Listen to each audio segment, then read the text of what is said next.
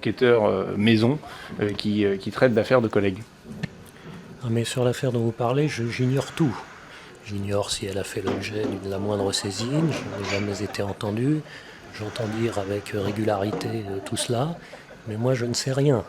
Donc je ne peux pas commenter des choses que je ne connais pas. Et vous n'allez pas zigzaguer, quand bien même vous nous en prêteriez l'intention.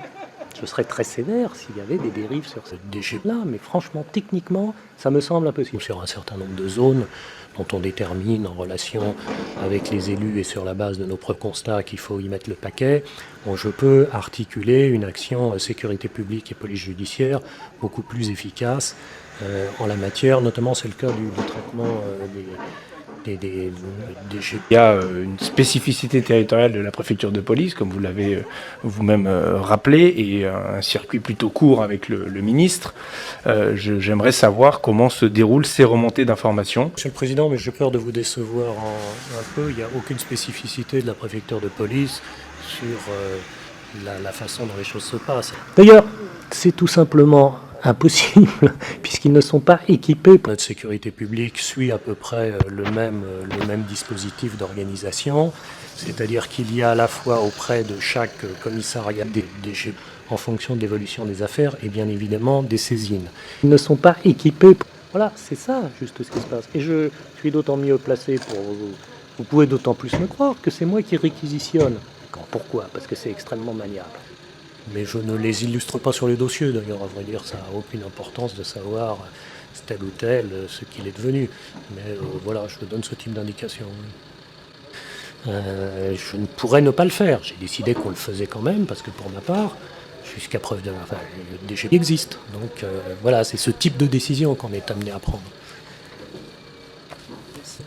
Se déplacer sur des sujets qui ne sont pas forcément ceux qu'elle traite habituellement et intervenir au lieu et place des déchets. Des déchets sont gérés par le soin et la discrétion qui prévaut à leur travail, c'est leur devoir et c'est la règle. Mais comment vous dire, je ne suis pas sûr que ça améliorerait ma popularité. Vous allez me dire, c'est plus très grave, mais on tient quand même à 2-3 petites choses. Et donc, on fait rarement voler des déchets. En plus, les gens ont peur des déchets. Ils téléphonent à la police en disant rien. Bon, bref. Donc, le drone est très pratique pour ça. Même si on a des véritables problèmes d'emploi des drones, alors je rentre dans des Chose assez anecdotique, mais vous me questionnez sur le pourquoi du comment. La difficulté de faire voler des drones à Paris, c'est qu'ils sont attaqués par les mouettes et les goélands. Et donc, il ne faut pas les faire voler trop près des pièces d'eau parce que c'est assez compliqué. On a beaucoup de pertes d'appareils. Bon, j'en reviens à l'essentiel. Donc, nous, on avait établi le principe de ne pas conserver les déchets plus de 15 jours. Et c'était particulièrement utile sur l'état d'urgence sanitaire, puisqu'il fallait faire respecter les mesures de distanciation.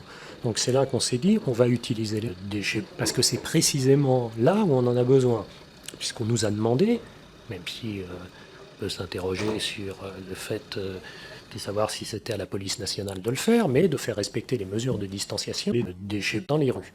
Donc, pour faire respecter les mesures de distanciation, il faut donc avoir une vision exacte des déchets